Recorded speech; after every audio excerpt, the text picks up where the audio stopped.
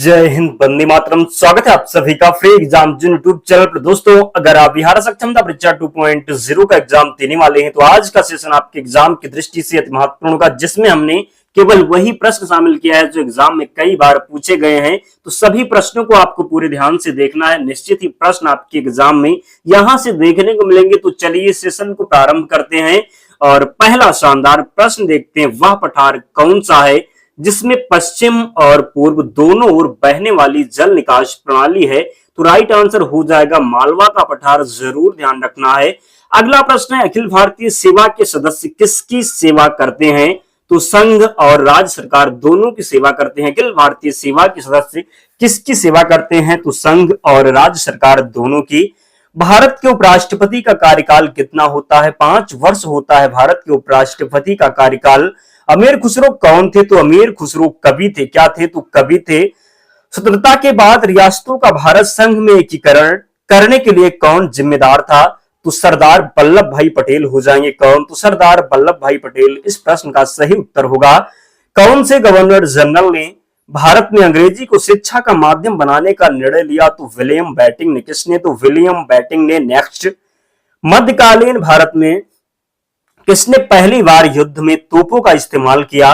बाबर ने किया था। किसमें? तो पानीपत का प्रथम युद्ध था। मध्यकालीन भारत में किसने पहली बार युद्ध में तोपों का इस्तेमाल किया? तो बाबर ने किया था। ध्यान रखिएगा। आगा खां कप किस खेल से संबंधित है? हॉकी से संबंधित है। आगा खां कप जरूर ध्यान रखें। प्रसिद्ध कीर्ति आनंद मठ के रचयिता कौन है? बंकिम चंद्र चटर्जी हैं। कांसा किसकी मिश्र धातु है? तांबा और टिन की मिश्र धातु कांसा है। ध्यान रखिएगा। भारत में राजकोषीय नीति कौन तैयार करता है? वित्त मंत्रालय के द्वारा भारत में राजकोषीय नीति तैयार किया जाता है। कौन सा रासायनिक यौगिक अनिवार्यता सभी विषाणुओं में पाया जाता है? तो प्रोटीन इसका सही उत्तर है। जरूर ध्यान रखें, गलती नहीं करेंगे। वायु प्रदूषण सूचक के रूप में कौन काम करता है? तो लाइकेन काम करता है। लाइकेन किससे बना होता है? तो कवक और शैवाल से मिलकर लाइकेन बना होता है। वायु प्रदूषण सूचक के रूप में काम करता है। ध्यान रखिएगा। मृदा के लवणीकरण किस कारण होता है? तो मृदा का जो लवणीकरण है ये अधिक सिंचाई के कारण होता है। किसके कारण? तो अधिक सिंचाई के कारण। भारत के राष्ट्रपति क्या होते हैं? तो देश के प्रमुख होते हैं। तीनों सेनाओं के प्रमुख होते हैं भारत के राष्ट्रपति। ध्यान रखना है। कौन सा शहर इलेक्ट्रॉनिक सिटी के नाम से जाना जाता है? बेंगलुरु को। किसे?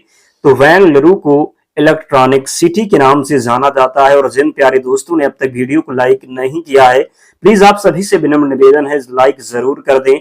चैनल को सब्सक्राइब कर लें। आप लोग वीडियो देख लेते हैं, लाइक नहीं करते, तो प्लीज निवेदन है आपसे, बहुत मेहनत लगती है, तो प्लीज आप लोग भी सपोर्ट करें। मैं आपको विश्वास दिलाता हूं प्रश्न वही होंगे जो हुबहू एग्जाम में मिलेंगे। बस आपको पूरे ध्यान से एक प्रश्न को देखना है, पीडीएफ से रिविजन करना है। भारतीय पुनर्जागरण का जनक किसे कहा जाता है? राजा राम मोहन राय को भारतीय पुनर्जागरण का जनक कहा जाता है। भारतीय राष्ट्रीय कांग्रेस ने अपने किस क्षेत्र में पूर्ण स्वराज को अपना विशिष्ट लक्ष्य घोषित किया? लाहौर सत्र 1929 हो जाएगा। मोतीलाल नेहरू और सीआर दास किस पार्टी के संस्थापक थे? स्वराज पार्टी हो जाएगा। सौर ऊर्जा रासायनिक ऊर्जा में किस समय बदलता है? तो प्रकाश संश्लेषण के समय। किस समय? तो सौर ऊर्जा रासायनिक ऊर्जा में प्रकाश संश्लेषण के समय बदलता है। ओजोन परत किस किसकी प्रतिक्रिया से बनती है? तो ऑक्सीजन और परावैंगनिक किरणों की प्रतिक्रिया से ओजोन परत का निर्माण होता है। ध्यान रखिएगा। भारतीय मुद्रा का नया प्रतीक चिन्ह किसे डिजाइन किया? तो भारतीय मुद्रा का नया प्रतीक चिन्ह जो है किसने डिजाइन किया? तो डॉक्टर उदय कुमार के द्वारा डिजाइन किया गया। किस राज्य के 3 तरफ बांग्लादेश की सीमा है? त्रिपुरा की तीनों तरफ बांग्लादेश की सीमा है। भारतीय इतिहास में प्रथम महिला शासक कौन थी? रजिया सुल्तान हो जाएंगी। भारतीय इतिहास में प्रथम महिला शासक। कौन सा रजवाड़ा स्वतंत्रता के बाद भारतीय संगठन में सम्मिलित नहीं हुआ था? जोधपुर इसका राइट आंसर है। भारत में आर्थिक सर्वेक्षण सरकारी स्तर पर प्रतिवर्ष कौन प्रकाशित करता है? वित्त मंत्रालय इसका सही उत्तर हो जाएगा। भारत में पहली बार राष्ट्रीय डॉल्फिन दिवस कब मनाया गया? 5 अक्टूबर 2022 को। कब? तो भारत में पहली बार राष्ट्रीय डॉल्फिन दिवस कब मनाया गया? तो 5 अक्टूबर 2022 को। ध्यान रखना है। भारत में न्यूनतम मजदूरी अधिनियम किस वर्ष लागू किया गया? वर्ष 1948 ईस्वी में लागू किया गया। भारतीय दलहन अनुसंधान संस्थान कहाँ अवस्थित है? तो कानपुर में स्थित है भारतीय दलहन अनुसंधान संस्थान, ध्यान रखना। भारत में अंग्रेजी शिक्षा को किसने शुरू किया था? मैकाले के द्वारा भारत में अंग्रेजी शिक्षा का प्रारंभ हुआ। भारत छोड़ो आंदोलन के समय कांग्रेस रेडियो का संचालन किसने किया था? उषा मेहता ने किया था। किसने? तो उषा मेहता ने। दुलहस्ती पावर स्टेशन किस नदी पर स्थित है? चेनाब नदी पर स्थित है दुलहस्ती पावर स्टेशन, ध्यान रखना है, चेनाब नदी पर स्थित है। जल के आयतन के आधार पर विश्व की सबसे बड़ी नदी कौन सी है? तो अमेजन नदी है।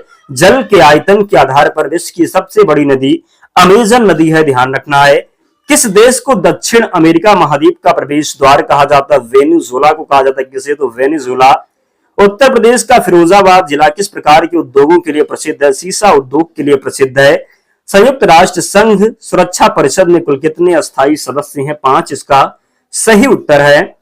92वें संविधान संशोधन अधिनियम द्वारा वर्ष 1985 ईस्वी में कौन सी अनुसूची को भारतीय संविधान में जोड़ा गया? 10वीं अनुसूची थी, ध्यान रखना है, गलती नहीं करेंगे। भारतीय संविधान का कौन सा अनुच्छेद राष्ट्रपति के पद के लिए पुनः निर्वाचन की योग्यताएं निर्धारित करता है? तो अनुच्छेद 57 में राष्ट्रपति के पद के लिए पुनः निर्वाचन की योग्यता का जो निर्धारण है ये अनुच्छेद 57 में है, ध्यान रखिएगा। इंपॉर्टेंट जो प्रश्न है 60, अनुच्छेद 60 किससे संबंधित है? प्रश्न पूछा जाता है। तो जब 60 की बात होगी तो 60 क्या हो जाएगा? शपथ। 60 से आप शपथ को ध्यान रखेंगे। 61 में क्या है? तो राष्ट्रपति पर महाभियोग है, ध्यान रखना है। नेक्स्ट, वर्ष 1906 ईस्वी में किसने कलकत्ता कांग्रेस अधिवेशन की अध्यक्षता की? तो दादा भाई नौरोजी ने। जो 1906 का कलकत्ता अधिवेशन हुआ था कांग्रेस का, इसकी अध्यक्षता दादा भाई नौरोजी ने की थी। किसने? तो दादा भाई नौरोजी ने। नेक्स्ट है, विश्व का सबसे शुष्क स्थान कौन सा है? अटाकामा मरुस्थल चिली में स्थित है, विश्व का सबसे शुष्क स्थान है। अगले प्रश्न की ओर बढ़ रहे, विश्व में सबसे व्यस्त हवाई अड्डा कौन सा है? तो शिकागो इंटरनेशनल एयरपोर्ट हो जाएगा विश्व में सबसे व्यस्त हवाई अड्डा। विश्व का सबसे बड़ा महाकाव्य कौन सा है? महाभारत हो जाएगा विश्व का सबसे बड़ा महाकाव्य। विश्व की सबसे गहरी झील कौन सी है? बैकाल झील है विश्व की सबसे गहरी झील।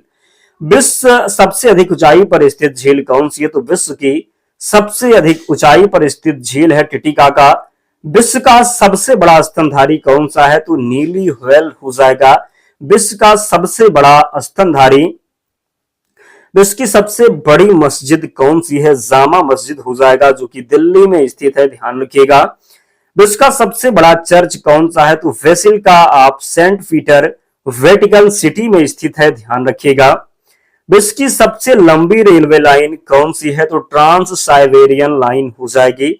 विश्व में सबसे लंबी रेलवे सुरंग कौन सी है? तो सीकन रेलवे सुरंग जापान में स्थित है। विश्व का सबसे लंबा रेलवे प्लेटफॉर्म कौन सा है? तो गोरखपुर उत्तर प्रदेश में हो जाएगा। विश्व में महात्मा बुद्ध की सबसे ऊंची प्रतिमा कौन सी है? तो उलान बटोर मंगोलिया में स्थित है, ध्यान रखिएगा।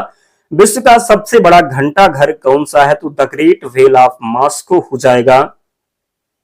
विश्व की सबसे बड़ी मूर्ति कौन सी है? तो स्टेच्यू ऑफ लिबर्टी जो है विश्व की सबसे बड़ी मूर्ति है।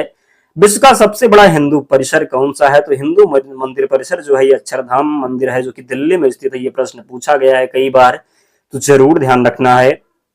विश्व की सबसे ऊंची मस्जिद कौन सी है? तो सुल्तान हसन मस्जिद काहिरा में स्थित है। विश्व का सबसे चौड़ा जलप्रपात कौन सा है? तो खान जलप्रपात, खून जलप्रपात हो जाएगा विश्व का सबसे चौड़ा जलप्रपात। विश्व का सबसे बड़ा जलप्रपात कौन सा है? ग्वायरा जलप्रपात हो जाएगा। विश्व का सबसे छोटा पक्षी कौन सा है? हमिंग बर्ड हो जाएगा विश्व का सबसे छोटा पक्षी।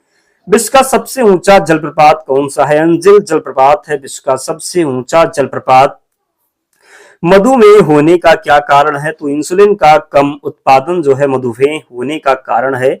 बेकिंग सोडा क्या होता है? सोडियम बाइकार्बोनेट होता है बेकिंग सोडा। एलिफेंटा की गुफाएं कहाँ स्थित है? महाराष्ट्र में स्थित है एलिफेंटा की गुफाएं।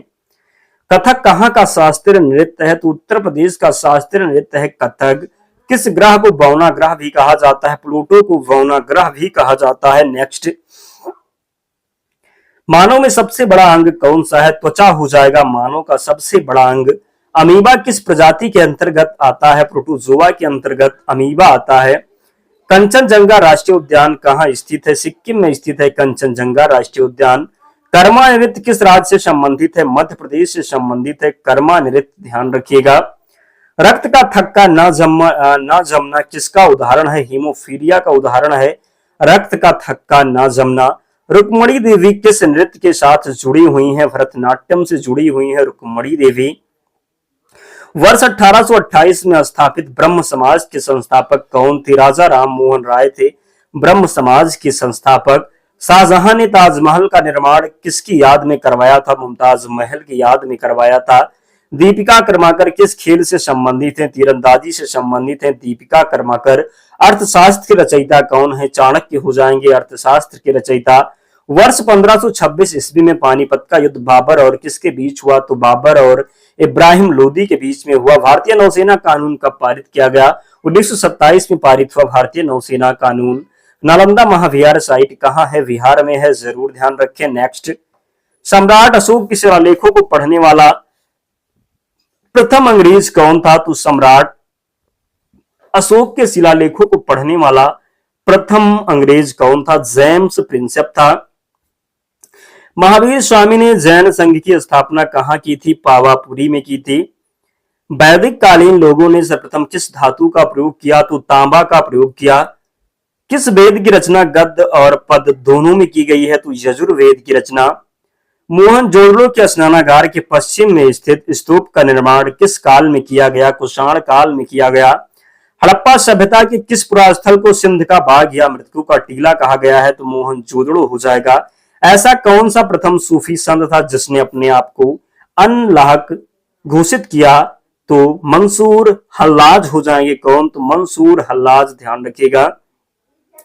बौद्ध धर्म की किस शाखा में मंत्र, हठ योग और तांत्रिक आचारों को प्रधानता दी गई है? वज्रयान हो जाएगा क्या? तो वज्रयान। प्रसिद्ध विजय विठल मंदिर किसके 56 तक्षित स्तंभ में संगीतमय स्वर निकालते हैं कहाँ अवस्थित है? तो हम्पी कर्नाटक में। किस शासक ने चित्तौड़ के कीर्ति स्तंभ का निर्माण करवाया? राणा कुंभा ने। आर्य शब्द का शाब्दिक अर्थ क्या है? श्रेष्ठ या कुलीन हो जाएगा। चरक संहिता नामक पुस्तक किस विषय से संबंधित है? चिकित्सा से संबंधित है चरक संहिता नामक पुस्तक। संविधान के प्रारूप समिति के सम्मुख संविधान की प्रस्तावना का प्रस्ताव किसने रखा? तो जवाहरलाल नेहरू हो जाएंगे। संविधान सभा का गठन किसकी संस्तुति पर किया गया? तो कैबिनेट मिशन योजना की संस्तुति पर। राष्ट्रपति किस सूची के विषय पर अध्यादेश जारी नहीं कर सकता? तो राज्य सूची के विषय पर। आपातकाल की घोषणा का अनुमोदन संसद द्वारा कितनी अवधि के अंदर होना अनिवार्य है? 1 माह के अंदर।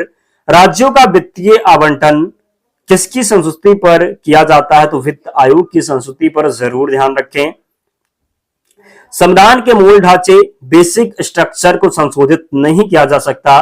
सर्वोच्च न्यायालय ने यह व्यवस्था किस बाद में दी थी? तो केशवानंद भारती बाद में। किसमें? तो केशवानंद भारती बाद में। भारत में राजनीतिक दलों को कौन मान्यता देता है? निर्वाचन आयोग देता है। संविधान द्वारा प्रदान किए गए मौलिक अधिकारों में संशोधन करने का अधिकार किसको है? तो संसद को है। राज्य के नीति निर्देशक सिद्धांत का उद्देश्य संविधान को सामाजिक परिवर्तन का उपकरण बनाना। राष्ट्रपति पद के लिए प्रत्याशी का प्रस्ताव निर्वाचक मंडल के कितने सदस्यों द्वारा किया जाना आवश्यक है? 50 सदस्यों के द्वारा। कितनों के द्वारा? तो 50 सदस्यों के द्वारा।